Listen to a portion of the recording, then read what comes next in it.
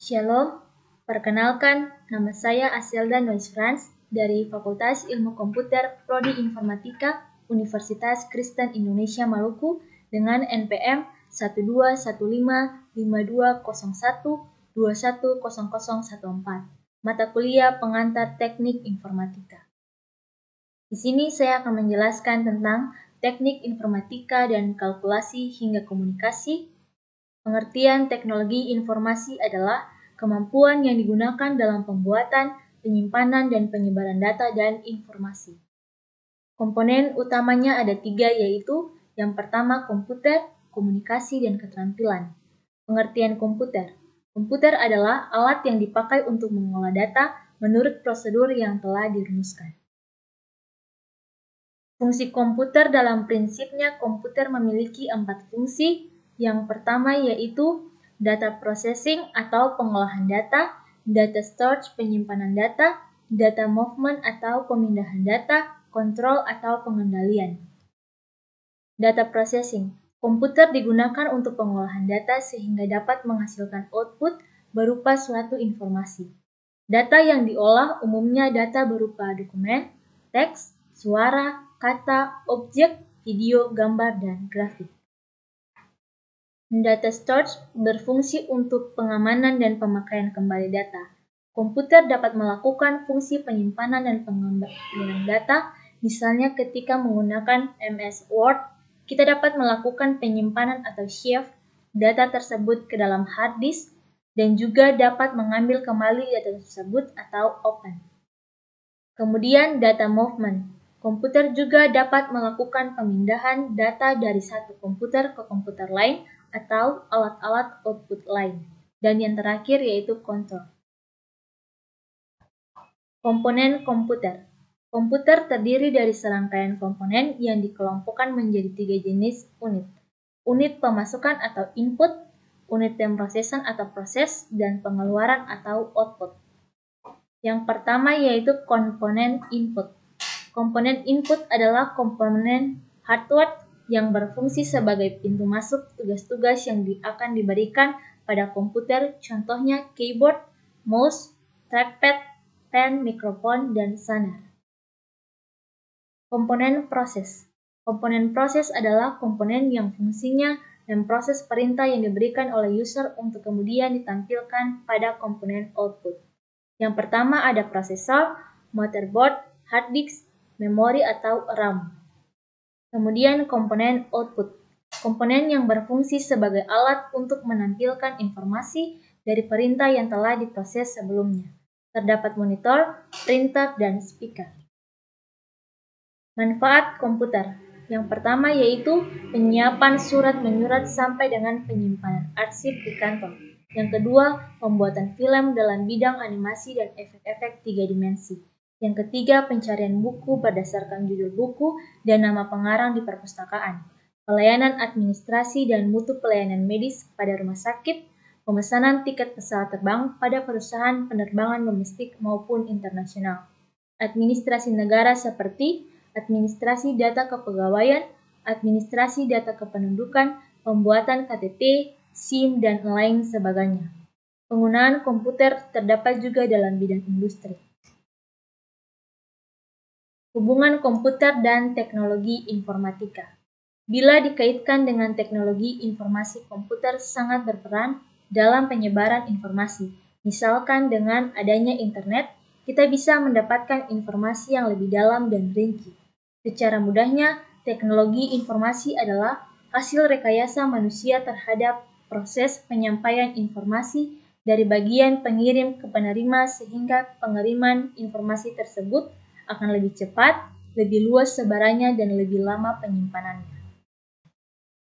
Hidup tanpa komputer. Ada beberapa hal yang dapat kita lihat. Yang pertama, tidak bisa menyusun dan menulis surat, proposal, laporan, dan lain-lain serapi hasil dari aplikasi komputer pengolah data. Kemudian tidak bisa menghitung dengan cepat dan otomatis layaknya aplikasi komputer pengolah angka. Selanjutnya, tidak bisa mengubah-ubah warna gambar dengan sesuka hati layaknya menggunakan aplikasi komputer pengolah foto. Tidak bisa mengkreasikan materi-materi dengan ditambah desain dan animasi layaknya yang bisa dihasilkan dari aplikasi komputer pengolah materi presentasi. Selanjutnya, masih banyak kesusahan jika tidak didukung dengan aplikasi komputer. Mesin pengolah informasi, bagian terpenting pada komputer yang mendukung berjalannya suatu sistem informasi adalah CPU atau Central Processing Unit, di mana CPU itu pusat seluruh kegiatan komputer yang mengubah input menjadi output yang diinginkan. Bagian-bagian komputer yang berguna dalam suatu sistem informasi yang mampu menghasilkan output seperti yang diinginkan itu terdiri dari peralatan penginputan, peralatan untuk memproses input, peralatan penyimpanan dan keluaran atau hasil output. Kelompok komputer. Berdasarkan data yang diolah, terdapat komputer analog, yaitu komputer ini merupakan komputer yang digunakan untuk menerima sinyal, biasanya digunakan untuk melakukan pengecekan untuk data yang tidak berbentuk angka. Selanjutnya, komputer digital. Komputer ini merupakan komputer yang kebanyakan kita kenal, data yang diterimanya adalah data yang sudah berupa data digital. Komputer hybrid merupakan komputer yang memiliki kemampuan dari komputer analog dan komputer digital. Komputer jenis ini diperuntukkan untuk pengolahan data yang sifatnya baik kuantitatif maupun kualitatif. Kemudian berdasarkan penggunaannya terdapat special purpose komputer. Berarti komputer untuk keperluan khusus komputer ini dirancang hanya untuk menyelesaikan suatu masalah tertentu. Kemudian general purpose komputer, yaitu komputer yang dibuat untuk keperluan secara umum, sehingga komputer tersebut dapat digunakan untuk mengerjakan berbagai macam pekerjaan sesuai dengan kemampuan dan usernya. Berdasarkan skala kemampuannya, yang pertama yaitu small skala komputer.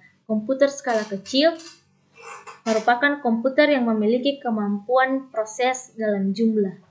Yang kedua, medium skala komputer. Komputer untuk skala menengah. Komputer yang termasuk ke dalam kategori ini adalah komputer mini yang biasanya melayani penggunaannya pada terminal. Large skala komputer. Komputer untuk skala besar. Komputer yang termasuk ke dalam kategori ini adalah komputer mainframe. Pada mesin tersebut dapat diakses beramai-ramai dan sudah dilengkapi dengan perangkat dan software yang lengkap. Berdasarkan spesifikasinya, yang pertama, microcontroller.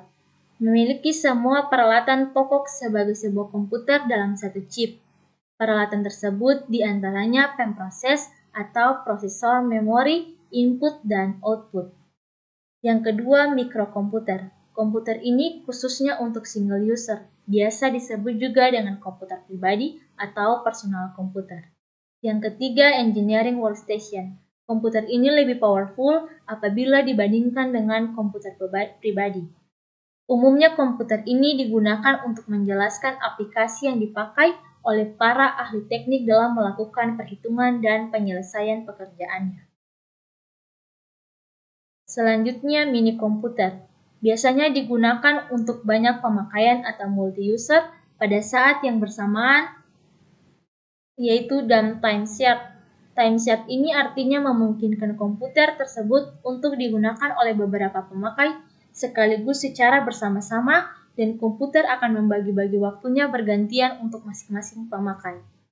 Selanjutnya, mainframe merupakan satu-satunya komputer yang ada pada waktu itu. Mainframe ini dapat melayani ratusan penggunaannya pada saat yang bersamaan. Kemudian superkomputer. Komputer yang powerful ada pada aplikasi yang digunakan, biasanya lebih cenderung untuk penelitian ilmiah. Komputer ini memiliki beberapa prosesor sekaligus untuk menjalankan tugasnya. Berdasarkan ukurannya, yang pertama, tower atau menara. CPU komputer yang biasanya diletakkan di samping atau di bawah meja karena ukurannya yang relatif besar. Yang kedua, desktop atau meja. CPU komputer yang ukurannya sedikit lebih kecil dari tower biasanya diletakkan di atas meja. Yang ketiga, portable atau mudah dibawa. CPU komputer yang ukuran sedikit lebih kecil dari desktop karena bagian-bagiannya dapat dirangkai menjadi satu kotak saja sehingga mudah dibawa kemana-mana. Selanjutnya, notebook atau buku catatan. CPU komputer yang ukurannya sebenarnya buku catatan saja, di mana sekarang banyak dipakai pelajar, mahasiswi, dosen, pengusaha, peneliti, dan sebagainya. Revolusi komputer. Generasi yang pertama dimulai pada tahun 1943 sampai dengan 1940-an tentang komputer pemecah kode rahasia. Generasi kedua dimulai pada tahun 1948, yaitu mengenai penemuan transistor yang sangat mempengaruhi komputer. Generasi kedua merupakan komputer yang sepenuhnya menggunakan transistor. Mereka juga memiliki komponen-komponen yang dapat diasosiasikan dengan komputer saat ini, seperti printer, penyimpanan dalam disket, memori, sistem operasi, dan program. Generasi ketiga ditemukan pada tahun 1958. Hasilnya komputer menjadi semakin kecil karena komponen-komponen dipadatkan dalam chip. Mulai menggunakan sistem operasi, memungkinkan mesin untuk menjalankan berbagai progres yang berbeda secara serentak dengan sebuah program utama yang memonitor dan mengkoordinasi memori komputer. Generasi ketiga, generasi keempat. Aduh, apa tuh? Baca samusa kakak? Terserah sih. Masih enaknya sih kayak gimana? Generasi keempat pada tahun berapa sampai berapa? Aduh. Bersifat apa? Baca. Generasi keempat, setelah pengembangan menjadi lebih jelas, pada pertengahan tahun 1970-an, perakit komputer menawarkan produk komputer mereka ke masyarakat umum. Komputer ini disebut dengan mini komputer, dijual dengan paket piranti lunak yang mudah digunakan oleh kalangan awam. Piranti lunak yang populer saat itu yaitu program word processing dan spreadsheet. Bahasa Inggris. Apa nih?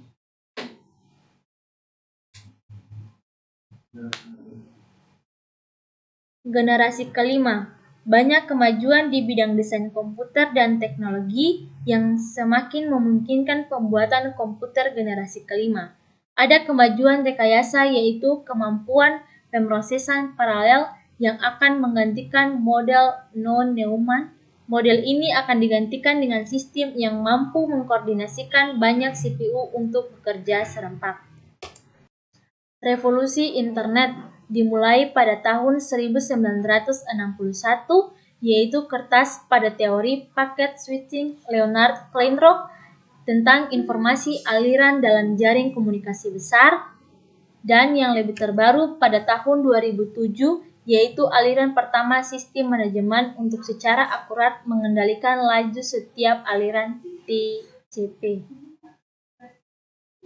Selanjutnya, hidup tanpa internet. Begitu banyak manfaat internet yang bisa diambil. Yang pertama, tanpa internet, penyebaran berita atau informasi cenderung membutuhkan waktu yang cukup lama. Yang kedua, tanpa internet, untuk mengirimkan pesan harus dilakukan manual melalui jasa layanan pos. Yang ketiga, tanpa internet, tidak bisa menjalin hubungan sosial secara online. Tanpa internet, layanan perbankan harus dilakukan di kantor-kantor yang bersangkutan. Dan yang terakhir, tanpa internet, sungguh terasa ketinggalan teknologi informasi. Kesimpulannya, komputer merupakan alat elektronik yang berfungsi mengolah data sesuai program aplikasinya, sehingga dapat menghasilkan informasi yang dibutuhkan. Dalam perkembangannya, komputer selalu ditingkatkan inovasi dan kecanggihannya sehingga mempermudah dan mempercepat pekerjaan mengolah data sesuai dengan kebutuhannya. Komputer sangat mempengaruhi perkembangan teknologi informasi. Semakin berkembangnya komputer, maka semakin mudah dan cepat mendapatkan informasi. Demikianlah hasil presentasi saya. Sekian dan terima kasih.